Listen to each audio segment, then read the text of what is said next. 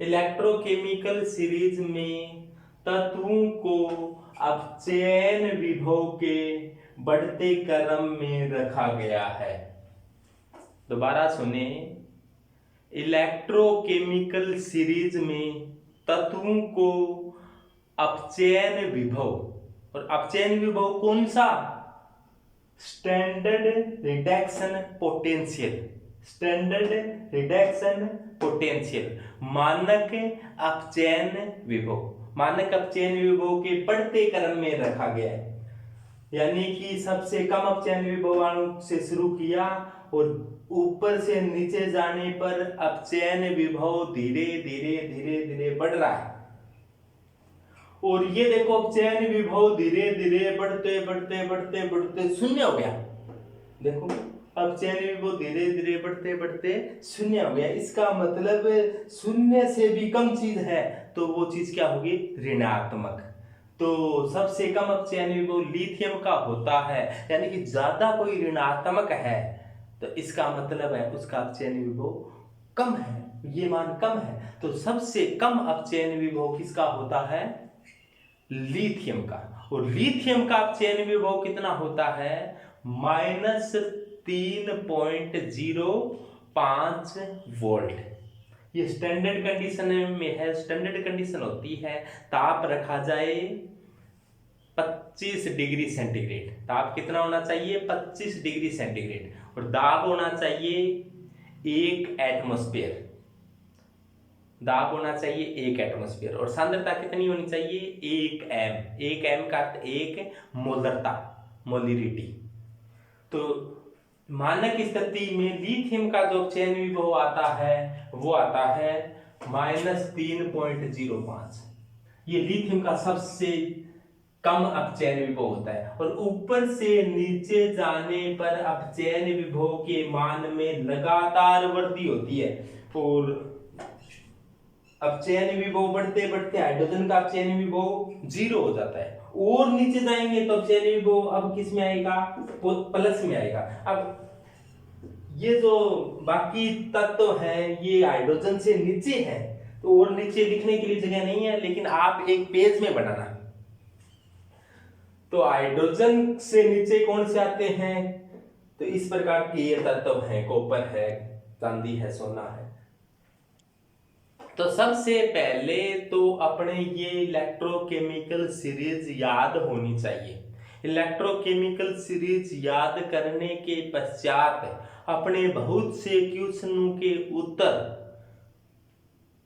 Tips पर दे सकेंगे कि कोई भी सेल है, बैटरी है, उसमें एनोड कौन सा होगा, कैथोड कौन सा होगा, कोई भी रिडॉक्स रिएक्शन है वो संपन्न होगी या नहीं होगी, कोई कौन किसका अपचयन हो जाएगा, किसका नहीं होगा, कौन अच्छा अपचायक होगा, कौन रिड्यूसिंग एजेंट अच्छा होगा, कौन ऑक्सीडाइजिंग एजेंट अच्छा होगा। तो इन बातों को सभी को बाद में लेंगे। सबसे पहले अपने इनको याद करें।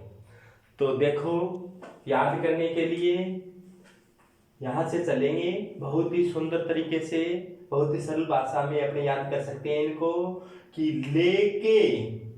लेके बारात काना, लेके बारात काना मजे से आला, लेके बारात काना मजे से आला, मन जन करे तो, मन जन करे तो फेंक दे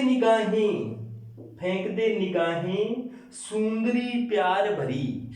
तो एक बार मेरे साथ बोलो कि लेके बारात काना मजे से आला, मन जन करे तो फेंक दे निगाहें सुंदरी प्यार भरी। सबकी याद हो गया होगा? शाबाश, बहुत बढ़िया। देखो एक बार और कि लेके बारात काना मजे से आला, मन जन करे तो फेंक दे निगाहें सुंदरी प्यार भरी। हाइड्रोजन की और भी नीचे तत्व रह गए। तो इधर दिखाया मैंने हाइड्रोजन से नीचे वालों को कि क्यों आई आगे पारो, क्यों आई आगे पारो, बोरी कल पीटी और फिरे। क्यों आई आगे पारो, बोरी कल पीटी और फिरे। एक बार बोलो मेरे साथ, क्यों आई आगे पारो, बोरी कल पीटी और फिरे। एक बार पूरी को बोलो कि लेके बारात काना मजे से आला, मंजन करे तो फेंक दे निगाहें सुंदरी प्यार भरी। फिर हाइड्रोजन, उसके बाद में क्यों आई आगे पारो, बोरी कल पीटी और फिरे। एक बार मेरे साथ बोलो कि लेके बारात काना मजे से आला, मंजन करे तो फेंक दे निगाहें सुंदरी प्यार भरी। फिर इसके पश्चात हाइड्रोजन, फिर क्यों आई आगे पारो, बोरी कल पीटी और फिरे। क्यों आई आगे पारो, बोरी कल पीटी और फिरे। तो आपने इसको बहुत ही आसानी से याद कर सकते हैं। अब देखो इनमें कैसे व्यवस्थित की गई है। मानक अपचयन विभव स्टैंडर्ड ऑफ रिडक्शन पोटेंशियल के बढ़ते क्रम में व्यवस्थित की गई है। तो सबसे कम अपचयन विभव किसका होता है, लिथियम का, और सबसे अधिक अपचयन विभव देखो किसका होता है, फ्लोरीन का। तो फ्लोरीन का अपचयन विभव कितना, फ्लोरीन का अपचयन विभव है +2.87 2.87। और सबसे कम में लिथियम का कितना, -3.05। तो और बीच का जो सबसे कम है सबसे अधिक है, ऊपर से नीचे जाने पर बढ़ रहा है, बढ़ते बढ़ते किसका शून्य किसका होता है, हाइड्रोजन का। और एक बात और सुनो ध्यान से कि ये सभी अपचयन विभव हाइड्रोजन को रेफरेंस मानकर निकाले गए हैं। हाइड्रोजन का शून्य होता है हाइड्रोजन से कम वाले, हाइड्रोजन से अधिक वाले। अब ये अपचयन विभव काम क्या आते हैं, तो सबसे पहले इनके बारे में थोड़ा देखो।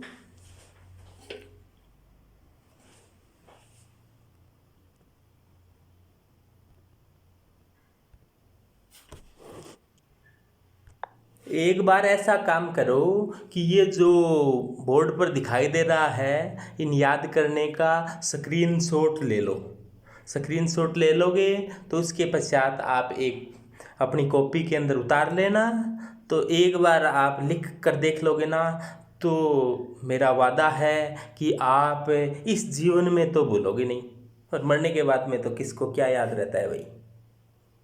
इसके पश्चात आपने देखते हैं एप्लीकेशन ऑफ इलेक्ट्रोकेमिकल सीरीज, यानी कि ये इलेक्ट्रोकेमिकल सीरीज काम क्या आती है। सबसे पहले तो आपने देख लिया था कि लेके बारात काना मजे से आला, मंजन करे तो फेंक दे निगाहें सुंदरी प्यार भरी। फिर इसके बाद में हाइड्रोजन, इसके बाद की ये तो यहाँ है, इसके नीचे हाइड्रोजन से नीचे, शायद समझ गए होंगे आप, हाइड्रोजन से नीचे है। तो अपने इस प्रकार से आए, ऊपर से इस प्रकार से नीचे चल रही है, और इसके नीचे और ही चल रही है, तो ये इसके नीचे है। सबके ध्यान में, सबके अपचयन विभव याद करने की कोई भी आवश्यकता नहीं है। 2-3 याद कर लो, एक लिथियम का याद कर लो। तो लिथियम का अपचयन विभव इसलिए याद कर लें कि ये सबसे कम होता है कि -3.05। इसके पश्चात एक अपने जिंक का जरूर याद करो, क्योंकि जिंक ये अपने galvanic cell, voltage cell, electrochemical cell है, तो उसमें एनोड जिंक धातु का बनाया जाता है। तो जिंक का अपचयन विभव अपने याद होना चाहिए कि -0.776। ठीक है। इसके पश्चात एक अपने लोहे का भी याद रखना है। लोहे का क्यों याद रखना है, क्योंकि लोहे कोरोजन पढ़ते हैं, क्षारण कोरोजन जंग लगना, तो इसमें लोहा का अपने काम आता है। हाइड्रोजन का अपचयन विभव तो अपने आप ही याद हो जाएगा क्योंकि शून्य होता है। इसके बाद में कॉपर का जरूर याद रखना है। कॉपर के बाद के अंदर फिर और किसी की याद रखने की कोई जरूरत नहीं, इसलिए मैंने इनको लिखे ही नहीं। और अब है फ्लोरीन का एक याद रख लो कि फ्लोरीन का अपचयन विभव पूरी विद्युत रासायनिक श्रेणी इलेक्ट्रोकेमिकल सीरीज में सबसे ज्यादा होता है 2.87। तो मुख्य रूप से लिथियम का -3.05, हाइड्रोजन का 0.0 और जिंक का -0.76 और लोहे का 0.44। तो इतना याद कर लोगे। हाइड्रोजन से ऊपर वाले सभी का अपचयन विभव नेगेटिव, हाइड्रोजन से नीचे वाले सभी का अपचयन विभव पॉजिटिव होता है। तो सबसे पहले अपना काम होता है कि एनोड, सबसे पहली एप्लीकेशन पढ़ते हैं अपने एनोड व कैथोड का निर्धारण, कि एनोड व कैथोड का निर्धारण कैसे होगा। कोई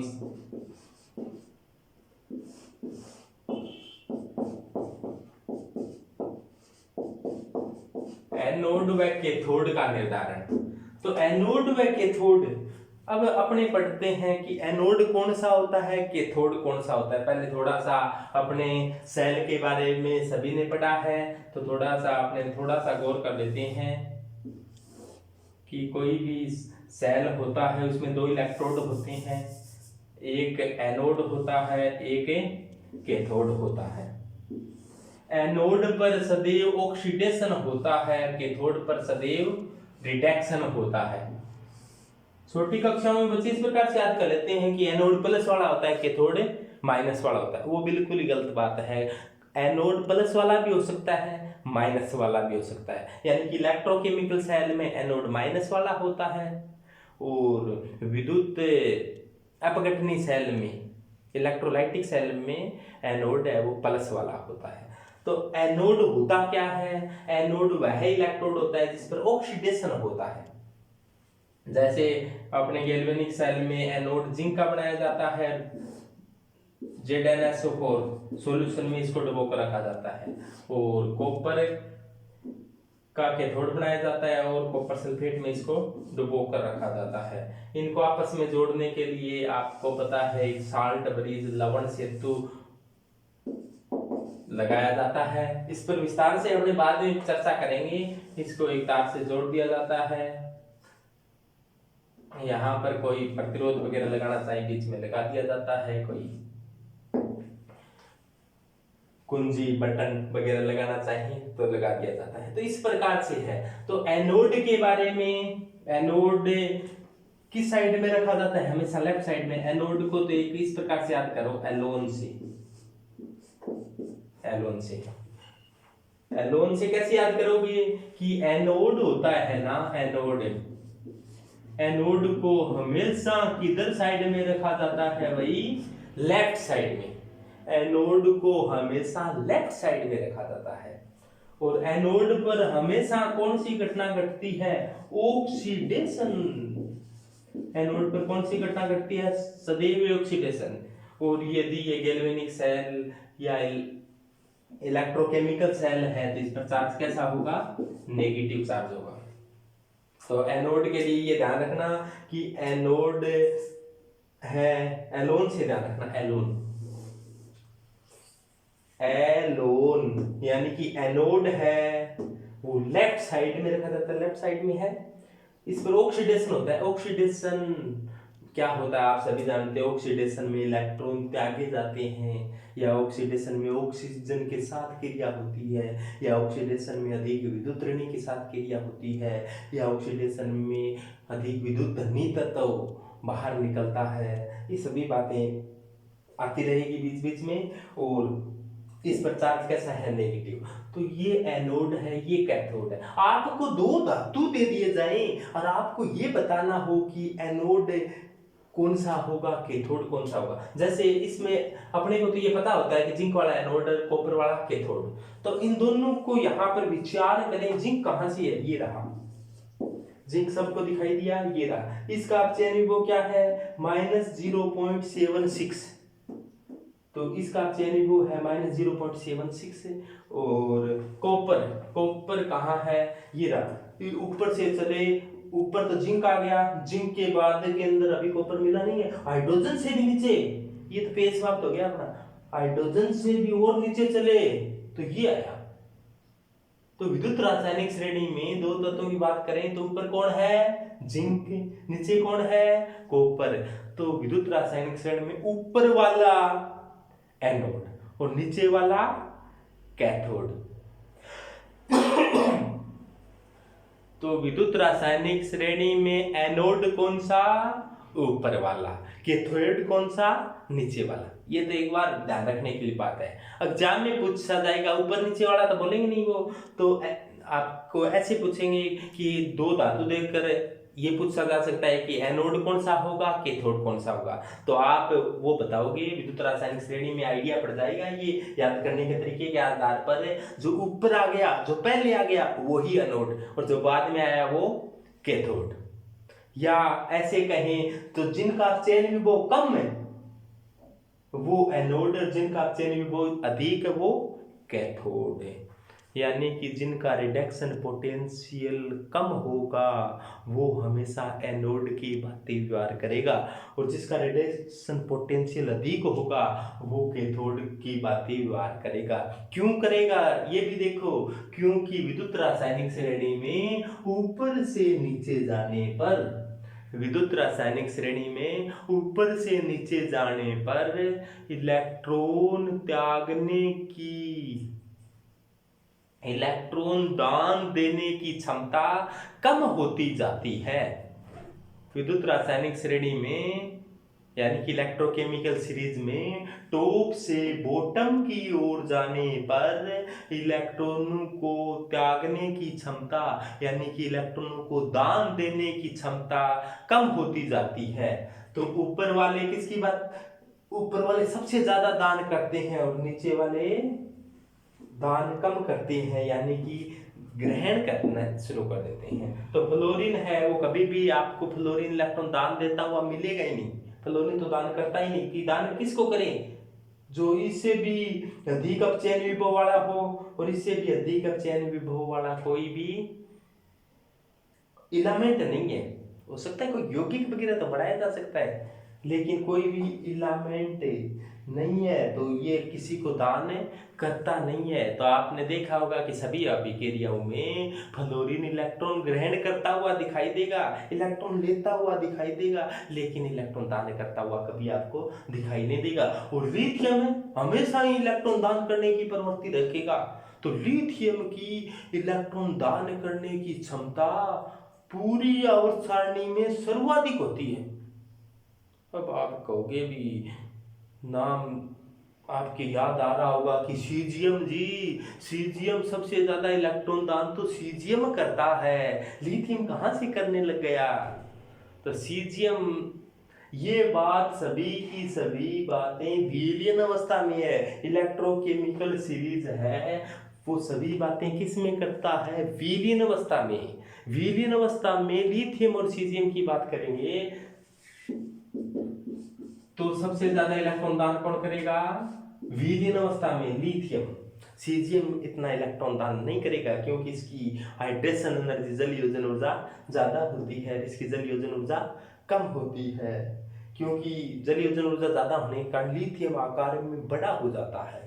वैसे लिथियम का आकार अपने थोड़ा सा देख लो कि लिथियम का आकार छोटा होता है, सीजियम का आकार बड़ा होता है। लेकिन इनको दोनों को जल में डाल दिया जाए तो लिथियम की जल योजन ऊर्जा बहुत अधिक होने के कारण लिथियम का आकार बहुत बढ़ जाता है, जबकि सीजियम की जल योजन ऊर्जा कम होने के कारण इसका आकार इतना नहीं बढ़ पाता है। तो या अपने ऐसे कह दें कि जल में छोटा मोटा हो जाता है, जल में छोटा मोटा हो जाता है, जबकि मोटा छोटा रह जाता है, हो जाता है नहीं रह जाता है, क्योंकि इसका जल योजन किया नहीं तो इसके कारण इसका आकार है वो ज्यादा बढ़ नहीं पाया।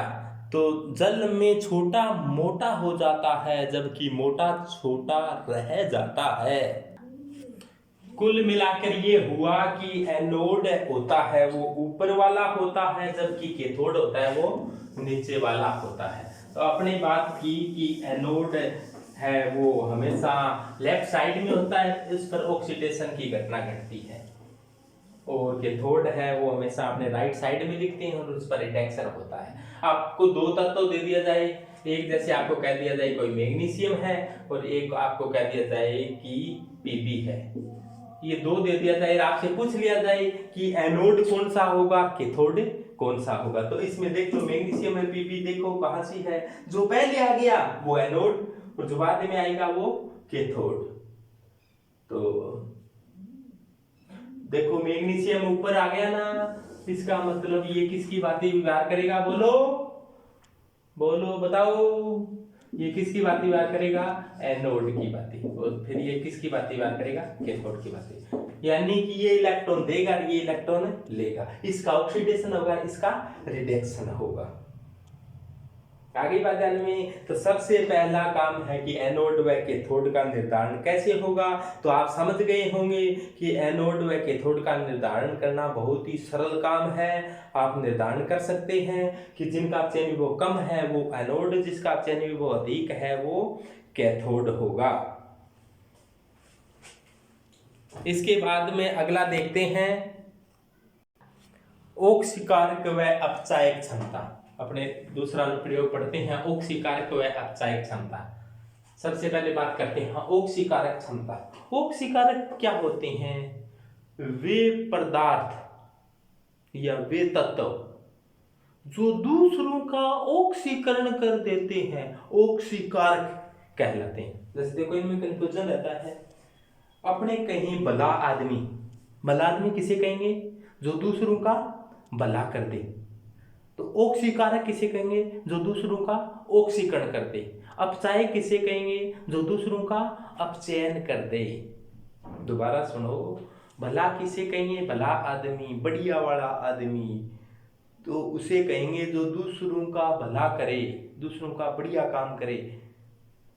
तो इसी प्रकार ऑक्सीकारक किसे कहेंगे, ऑक्सीकारक उसे कहेंगे जो दूसरों का ऑक्सीकरण कर दे, चाहे खुद का अपचयन होता रहे उसको ये मतलब नहीं है। जो दूसरों का ऑक्सीकरण करे वही ऑक्सीकारक है, जो दूसरों का अपचयन कर दे वो अपचायक है।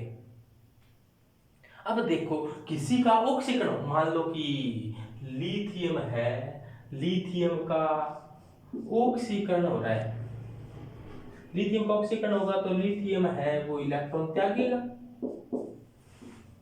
और ये मान लो इलेक्ट्रॉन त्याग दिया इसने। लिथियम आपने मान लो कि दो लिथियम लिए तो दो इलेक्ट्रॉन त्याग दिए, एक ने एक त्यागा, दो ने दो त्याग दिया और दो इलेक्ट्रॉन बाहर निकल गए। तो ये क्या हो रहा है, लिथियम का ऑक्सीकरण हो रहा है।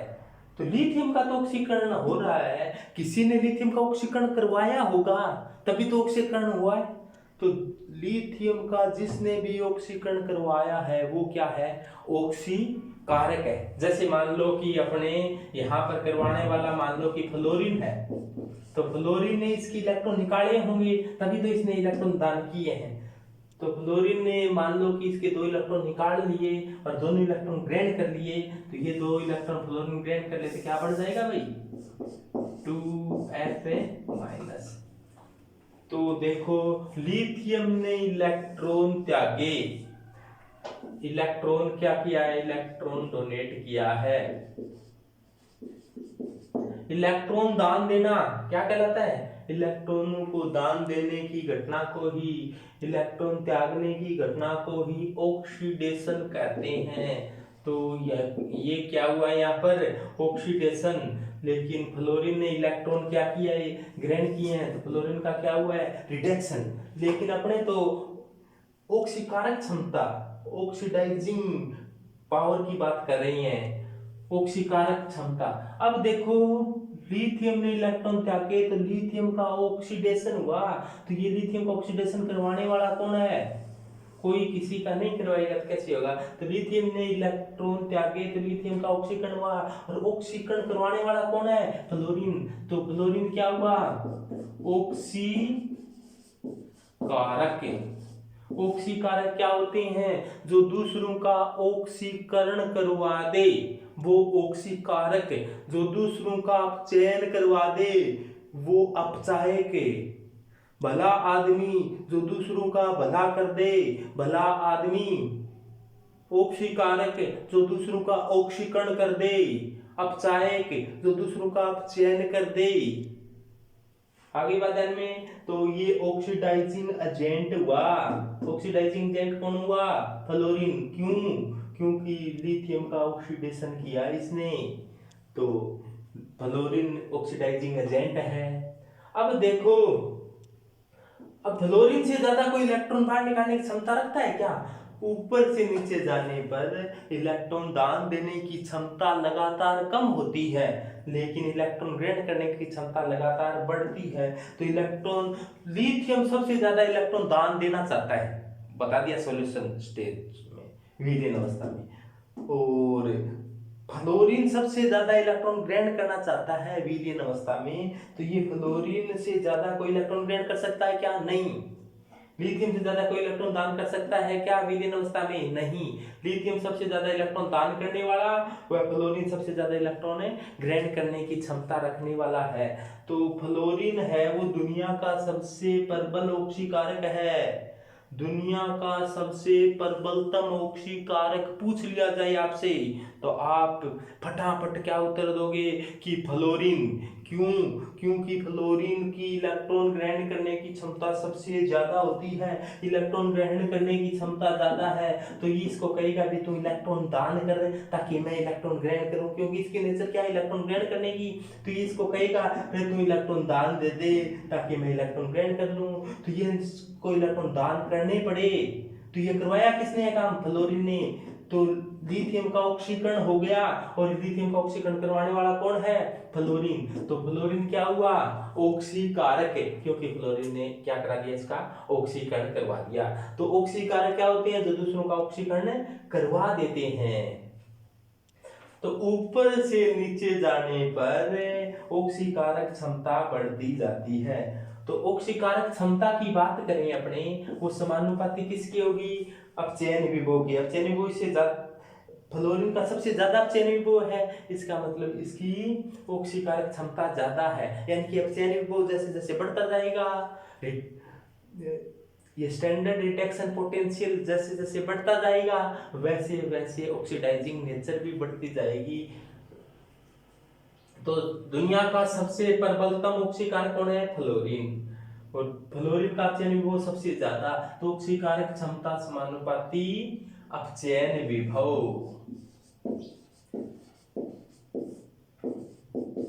अपचयन विभव, अपचयन विभव समझ गए होंगे। Reduction potential, reduction potential.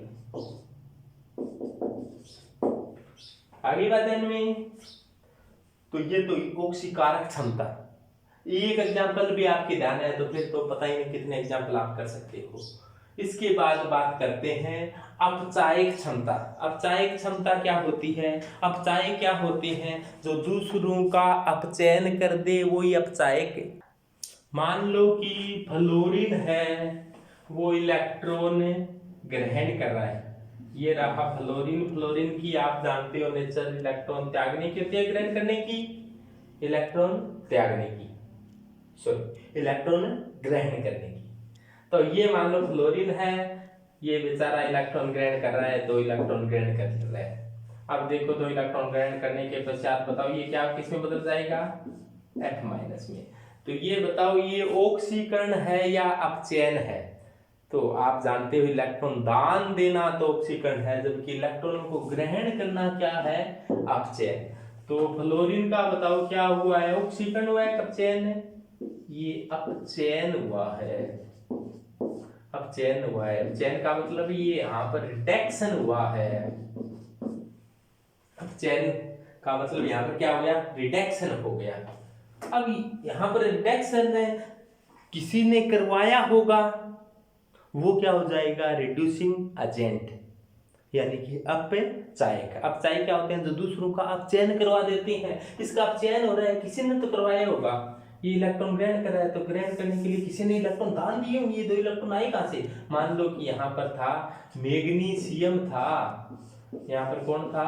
Magnesium था, और मैग्नीशियम ने कहा आकर कि आप इलेक्ट्रॉन ले लो मेरे से। तो इसने इलेक्ट्रॉन ले लिए, 2 इलेक्ट्रॉन ले लिए, तब इस पर F- आया, तो इसने मैग्नीशियम ने बताओ कितने इलेक्ट्रॉन त्यागे हैं? 2 इलेक्ट्रॉन त्यागे हैं। तो मैग्नीशियम ने 2 इलेक्ट्रॉन त्यागे हैं। तो फ्लोरीन का क्या हुआ है भाई? अपचयन। फ्लोरीन का अपचयन हुआ है। ये अपचयन करवाने वाला कौन है? मैग्नीशियम। तो मैग्नीशियम क्या है? मैग्नीशियम है अपचायक। मैग्नीशियम क्या है? अपचायक, रिड्यूसिंग एजेंट। ये क्या है? रिड्यूसिंग एजेंट है, अपचायक है। अपचायक क्या होते हैं? जो दूसरों का अपचयन कर देते हैं वही अपचायक, और जो दूसरों का ऑक्सीकरण कर देते हैं वही ऑक्सीकारक। आई बात ध्यान में? तो यहां पर ये अपचायक है। अब देखो अपचायक काम क्या करता है? इलेक्ट्रॉन दान कर रहा है इसको। तो इलेक्ट्रॉन सबसे ज्यादा दान करेगा वो अच्छा अपचायक होगा, और सबसे कम दान करेगा वो बुरा अपचायक होगा। तो विद्युत रासायनिक श्रेणी देखकर बताओ कि दुनिया का सबसे उत्तम, दुनिया का सबसे अच्छा अपचायक कौन सा है? बोलो बोलो। दुनिया का सबसे अच्छा अपचायक लिथियम। Very good. लिथियम है वो दुनिया का सबसे अच्छा अपचायक है। क्यों है? क्योंकि इसकी इलेक्ट्रॉन दान करने की क्षमता ज्यादा है। इलेक्ट्रॉन दान करेगा, जैसे लिथियम होता है यहां पर, तो लिथियम इलेक्ट्रॉन दान करता, तो लिथियम इलेक्ट्रॉन दान करता, तो लिथियम की दान करने की क्षमता ज्यादा है। तो लिथियम दुनिया का सबसे प्रबलतम अपचायक है।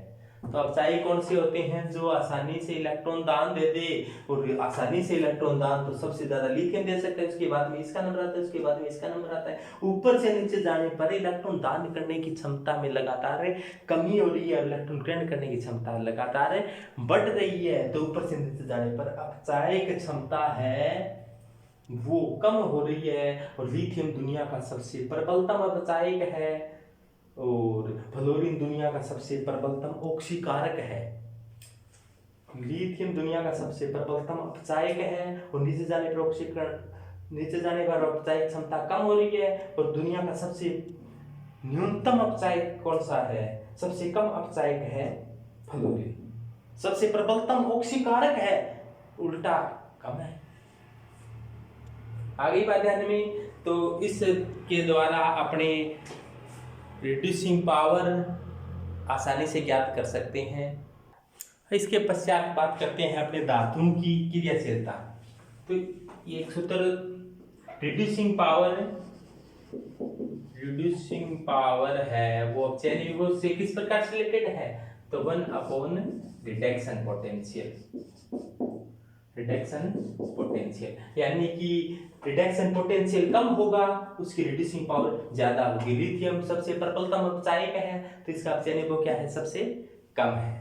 इसके पश्चात बात करते हैं अपने धातुओं की क्रियाशीलता, मेटल रिएक्टिविटी। धातुओं की क्रियाशीलता, धातु है, ये सभी धातु हैं। धातुओं की क्रियाशीलता की बात करेंगे तो आपको ऐसा कह दिया जाए, 2-3 धातु दे दी जाए और उनकी क्रियाशीलता आपसे पूछ ली जाए कि सबसे ज्यादा क्रियाशील धातु कौन सी है। आपको एग्जाम में दे दी जाए, जैसे 4-5 धातु दे दी जाए और आपसे पूछ लिया जाए कि कौन सी धातु ज्यादा क्रियाशील है, कौन सी धातु कम क्रियाशील है। तो धातु नहीं कहा जाता है, धातुओं की प्रवृत्ति होती है इलेक्ट्रॉन त्यागने की। इलेक्ट्रॉन ऊपर वाले धातु त्यागते हैं, तो ऊपर वाली धातु ज्यादा क्रियाशील होती है, और जैसे जैसे नीचे जाते हैं उसकी धातुओं की क्रियाशीलता कम होती जाती है। तो अपने क्या हो जाएगा इनका क्रम में कि लेके बारात कान्हा मजे से आला, मन जन करे तो फेंक दे निगाहें, सुंदरी प्यार भरी। हाइड्रोजन है धातु है, क्यों आई आगे। आयोडीन है धातु है, पारो। बोरी कल पीटी और फिरे। तो ये धातु है, मुख्य धातुएं हैं। तो इसमें सबसे ज्यादा क्रियाशील धातु कौन सी है? लिथियम। लिथियम सबसे ज्यादा क्रियाशील, उसके बाद में, क्योंकि जैसे जैसे नीचे जा रही है जैसे जैसे नीचे जा रही है स्टैंडर्ड रिडक्शन पोटेंशियल कम होता जा रहा है, इसकी इलेक्ट्रॉन दान करने की क्षमता कम होती जा रही है, इसका मतलब इसकी क्रियाशीलता रिएक्टिविटी है वो कम होती जा रही है। तो सबसे ज्यादा क्रियाशील लिथियम इस प्रकार से लगातार कम होती जा रही है। ये देखो आपको सबको दिखाई दे रहा होगा। और नीचे गए तो और क्रियाशीलता कम हो गई, और नीचे गए तो सबसे क्रियाशील धातु बताओ, सबसे क्रियाशील धातु लिथियम। वेरी गुड, सबसे क्रियाशील धातु लिथियम। और सबसे कम क्रियाशील धातु सोना। सबसे कम क्रियाशील धातु सोना और सबसे अधिक क्रियाशील धातु लिथियम। इसीलिए आपके दिमाग में एक बात आई होगी कि कोई भी आभूषण लिथियम का नहीं बनाया जाता, या लिथियम ऐसे मान लें कि लिथियम तो बहुत ही ज्यादा क्रियाशील है, एल्यूमिनियम जिंक का नहीं बनाया जाता, लोहे का आभूषण नहीं बनाए जाते, लोहे के आभूषण बहुत ही कम बनाए जाते हैं, तांबे के और कम बनाए जाते हैं, तांबे के कम बनाए जाते हैं, चांदी के फिर भी बनाए जाते हैं। तो जैसे जैसे इधर से जा रही है, जैसे मान लो कि ज्यादा सक्रिय धातु का कोई आभूषण बना लिया, या आपने जैसे नथ है, नाक में डालने वाली नथ होती है ना, नथ मान लो सोने की बनाई हुई है, सोने की बजाय अधिक सक्रिय धातु जैसे lithium, potassium, barium, calcium, sodium इनमें से बना ली जाए, तो ये अत्यधिक क्रियाशील धातु है।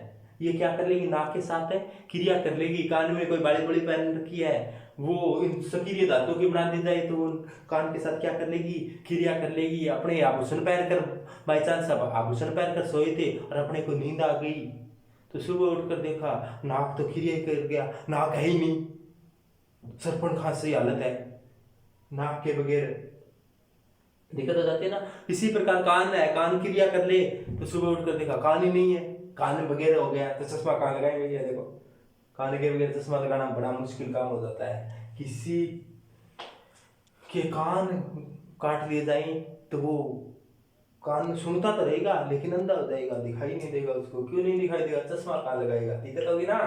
तो देखो भाई याद रह जाएगा अपने, बस सिंपल सी बात है, याद रखें कैसे कैसे कर याद रखें। तो सबसे ज्यादा क्रियाशील धातु लिथियम, धातुओं की क्रियाशीलता घट रही है, घटती घटती सबसे कम क्रियाशील धातु सोना। इसीलिए आभूषण सोने से बनाए जाते हैं, या सोनों के पास ही प्लेटिनम है तो आभूषण सोना, प्लेटिनम, गोल्ड, प्लेटिनम आदि से बनाए जाते हैं, चांदी से भी बनाए जाते हैं, लेकिन ये ज्यादा क्रियाशील होने के कारण इनका क्षारण जल्दी हो जाता है। इसीलिए चांदी का नाम सुना होगा, चांदी मट मेली पड़ जाती है कोरेजन के कारण, लोहा के जंग लग जाता है। लेकिन सोना है वैसा का वैसा लगता है, सोने के कभी कोरोजन नहीं होता, सोने के कभी जंग नहीं लगता, काई नहीं लगती। प्लेटिनम का मात्रा पाया जाता है, लेकिन इसके भी प्लेटिनम और सोना गोल्ड है उनके आभूषण है वो बनाए जाते हैं। क्यों कि कम क्रियाशील। तो धातुओं की क्रियाशीलता समझ गए होंगे, ऊपर से नीचे जाने पर धातुओं की क्रियाशीलता लगातार कम होती जाती है।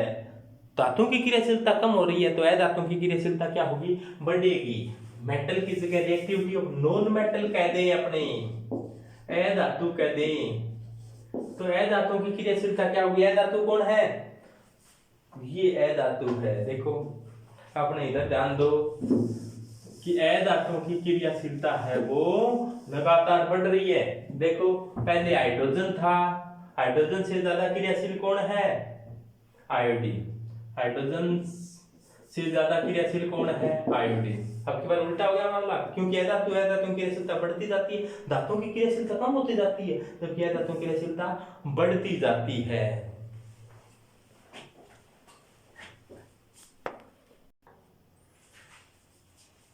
तो अपने बात कर रहे थे धातुओं की क्रियाशीलता की।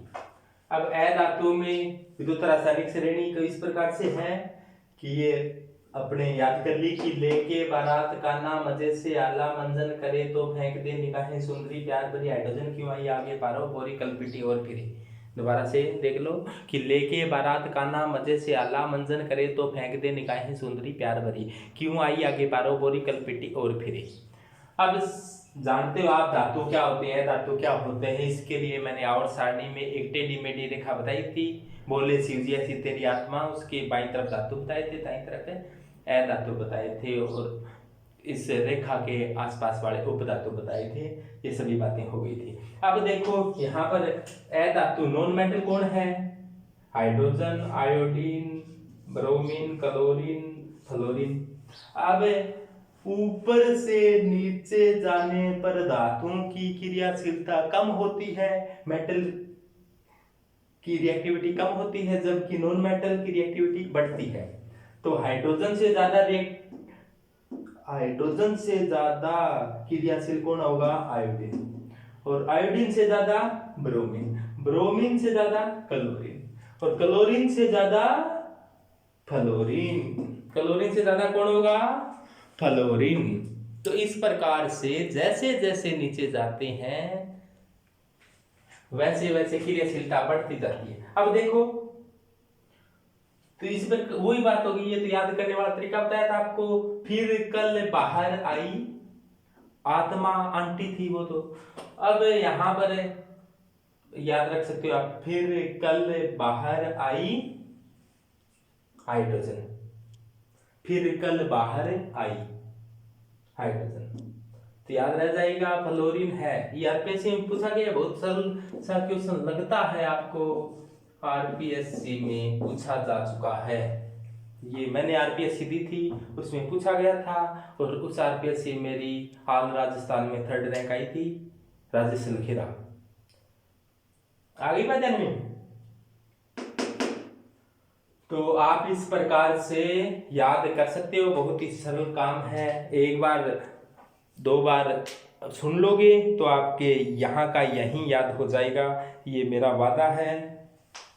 तो इसके पश्चात धातुओं की क्रियाशीलता और अधातुओं की क्रियाशीलता के पश्चात बात करते हैं धातु की अम्लों के साथ क्रिया, मेटल्स रिएक्शन विद एसिड।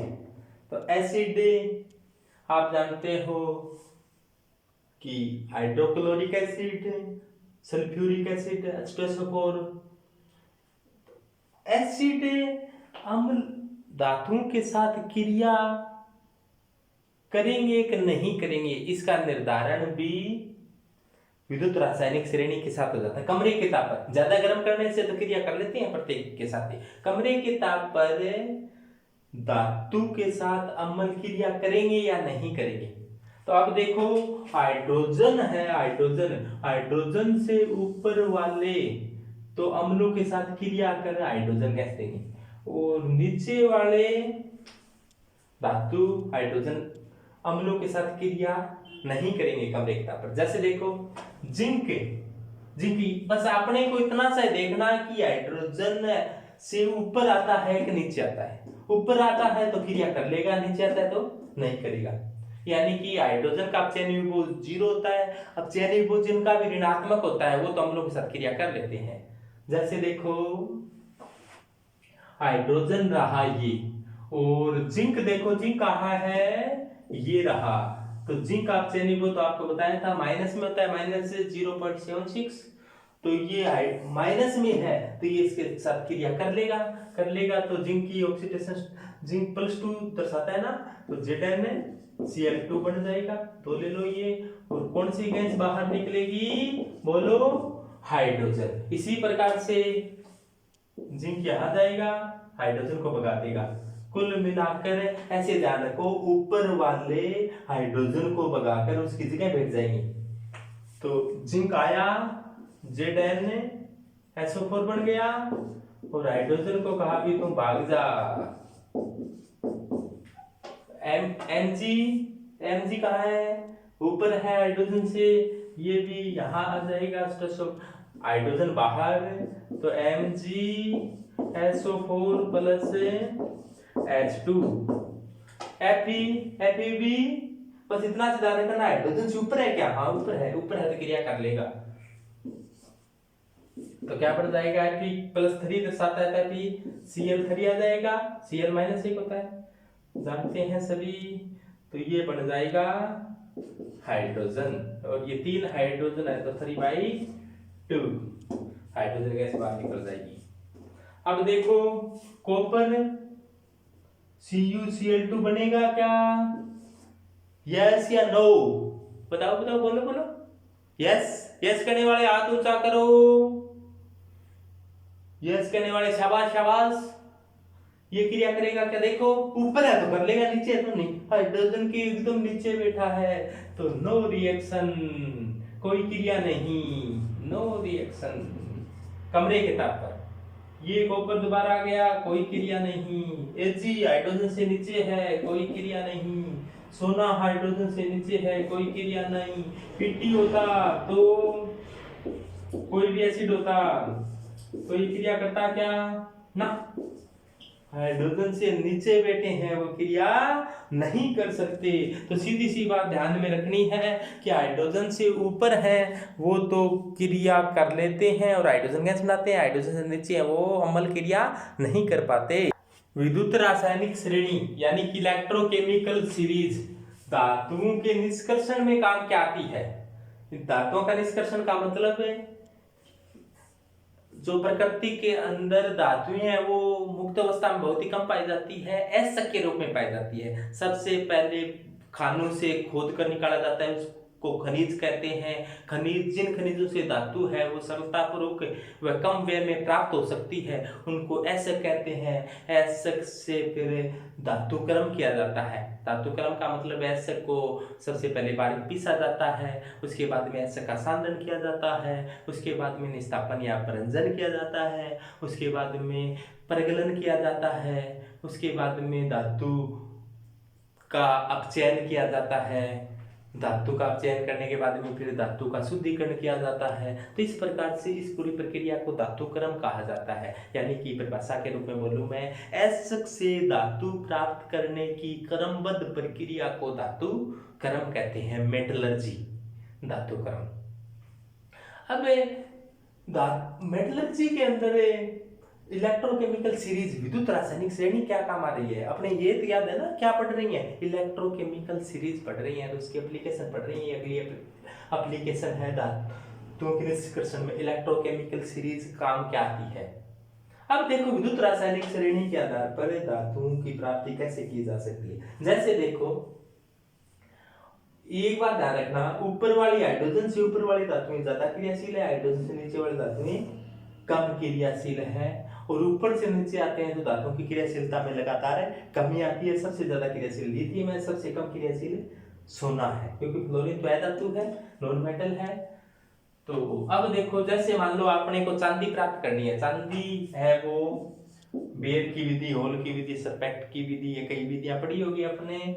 ये मेटलर्जी में इसका विस्तार से आएगा कि मान लो कि AgNO3 है, सिल्वर नाइट्रेट, इसको लूनर कास्टिक भी कहते हैं। एमिड से वोट पढ़ते हैं तो अपने सही निशान लगाते हैं ना, वो AgNO3 होता है। तो AgNO3 है, इसमें Ag है, Ag को अपने कैसे प्राप्त करें, तो इसकी क्रिया किसी के साथ करा दो जो Ag से ऊपर है, Ag से ऊपर है उसके साथ किसी के साथ करा दो, कॉपर, Sn, इसमें से कोई डाल दो। अपने मुख्य रूप से काम क्या लिया जाता है, जिंक काम में लिया जाता है, क्योंकि जिंक है वो एक सस्ती धातु होती है, आसानी से उपलब्ध होने वाली होती है। तो जिंक डाल दिया, जिंक डाल देंगे तो क्या होगा, ये ज्यादा क्रियाशील है, ये कम क्रियाशील है। ज्यादा क्रियाशील धातु कम क्रियाशील धातु की जगह आकर बैठ जाएगी और Ag को यहां से हटा देगी। या ऐसे याद रखो, ऊपर वाले नीचे वालों को विस्थापित कर देते हैं, ऊपर वाले नीचे वाले धातु को विस्थापित कर देती है, यानी कि ऊपर का निचला लात मारते हैं। चलो तो देखो जिंक आएगा यहाँ पर और जिंक के साथ नाइट्रेट के साथ जिंक आ जाएगा और Ag है वो यहाँ से बाहर निकल जाएगी। लेकिन जिंक की शुद्धता 2 है तो एक जिंक से 2 Ag बाहर निकलेंगे, देखो तो 2 Ag बाहर निकल जाएगी, यहाँ नाइट्रेट है 2, क्योंकि नाइट्रेट NO3 माइनस होता है, Zn+2 होता है, तो +2 के साथ 2 माइनस पड़ेंगे। तो इस प्रकार से जिंक है, यानी कि धातु क्रम के अंदर जो महंगी धातुओं की प्राप्ति, अब जिंक काम आ गई, अपने चांदी प्राप्त होगी। कोई अपने को कोई कह दे कि जिंक से चांदी प्राप्त हो सकती है तो अपने कह देंगे जिंक ले लो, हमारे को चांदी दे दो। तो ये ऐसा ही किया, जिंक तो दे दी अपने और अपने को चांदी प्राप्त होगी। तो इस प्रकार से धातु क्रम के अंदर इलेक्ट्रोकेमिकल सीरीज बहुत काम आती है, एक एग्जाम्पल के द्वारा समझा दिया। आपने सुना होगा कि क्षारण या कोरोजन, कोरोजन सुना होगा कि जैसे लोहे के जंग लगना, चांदी का मटमेला हो जाना, तांबे का हरा पड़ जाना, ये सभी क्षारण के उदाहरण होते हैं। अब क्षारण है, विद्युत रासायनिक श्रेणी देखकर दो धातुएं दे दी जाए, किसका क्षारण ज्यादा होगा, तो ऊपर वाली धातुएं ज्यादा क्रियाशील है, और ज्यादा क्रियाशील धातु होती है उसका क्षारण ज्यादा होता है, कम क्रियाशील धातु होती है क्षारण कम होता है। क्षारण समझ गए ना, जंग लगना, लोहे के जंग लगना, ये क्षारण अपने बार बार पढ़ते हैं कि धातुएं हैं वो वायुमंडल की ऑक्सीजन या वायुमंडल की नमी के साथ क्रिया करके वो या अन्य कंपाउंड बना लेते हैं, जिसके कारण इसकी वैल्यू घट जाती है। इस घटना को क्षारण कहा जाता है। ऊपर वाली धातुओं का क्षारण है वो तेजी से होता है, नीचे वाली धातुओं का क्षारण धीमी गति से होता है। सोने का क्षारण नहीं होता Au, क्योंकि ये नीचे नीचे बैठा है, और सबसे अधिक क्षारण होगा वो लिथियम का होगा। किसी सेल का सेल विभव ज्ञात करने में, किसी सेल का सेल विभव ज्ञात करना है तो विद्युत रासायनिक श्रेणी बहुत काम आती है। कैसे? सेल विभव ज्ञात करने का सूत्र होता है कि ई सेल बराबर ई कैथोड माइनस ई एनोड। ई सेल है सेल का सेल विभव, ई कैथोड है कैथोड का अपचयन विभव, और ई एनोड है वो एनोड का अपचयन विभव। और ऊपर नोट लगाओ तो ये होता है मानक स्थिति में। तो मानक स्थिति में सेल का सेल विभव तो ज्ञात करना हो तो मानक स्थिति में कैथोड का अपचयन विभव माइनस मानक स्थिति में एनोड का अपचयन विभव। तो विद्युत रासायनिक श्रेणी में सेल ये इलेक्ट्रोड विभव होते हैं, ऊपर वाला एनोड नीचे वाला कैथोड। एनोड और कैथोड देखकर, जैसे मान लो कि ये कोई सेल है, ये मान लो कोई जिंक की छड़ है वो ZnSO4 में डूबी हुई है, और कॉपर की छड़ है वो कॉपर सल्फेट में डूबी हुई है। यहाँ पर साल्ट ब्रिज लगा हुआ है लाउंड से, तो इनको आपस में कनेक्ट कर दिया गया है, तो ये कोई सेल बन गया। सिंपल सी बात बताइए आपको। तो इस सेल का सेल भी वो क्या होगा, मानक स्थिति है, मान लो टेम्परेचर है वो 298 केल्विन है, P है प्रेशर है वो 1 atm है, एटमॉस्फेयर है, सांद्रता है वो 1 m है, कंसंट्रेशन इनकी, तो ये मानक स्थिति होगी। तो इसका ई सेल निकालना हो, ई नोड सेल निकालना हो मानक स्थिति में, कैथोड, तो ये एनोड है ये कैथोड है, और कैथोड कॉपर का है, कॉपर का अपचयन विभव विद्युत रासायनिक श्रेणी में मैंने बताया था कि 0.34 होता है। माइनस का निशान एनोड जिंक का है, जिंक का अपचयन विभव बताया था मैंने, होता कितना है, माइनस 0.76। तो ये कितना हो जाएगा 0.34 माइनस माइनस क्या हो जाएगा प्लस 76, तो ये आ जाएगा 0. तो ये आएगा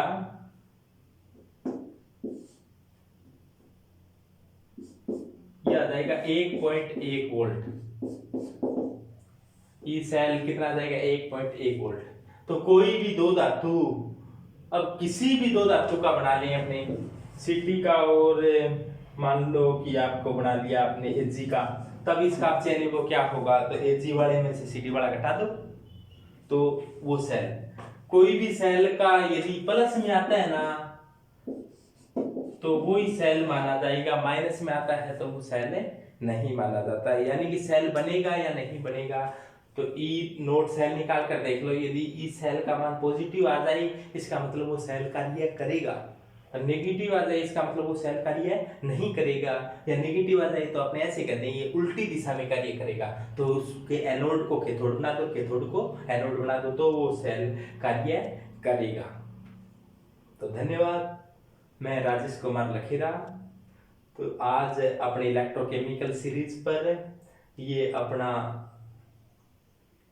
इसको पढ़ा, इसको वीडियो को 2-3 बार सुनना, बहुत अच्छे तरीके से याद हो जाएगा। मेरे फोन नंबर लिख लो 9982516622। कोई भी दिक्कत परेशानी शंका हो तो इस फोन नंबर पर आप, कोई भी न्यूमेरिकल नहीं आ रहा है, कोई भी दिक्कत हो तो मेरे से संपर्क कर लेना। राधा स्वामी।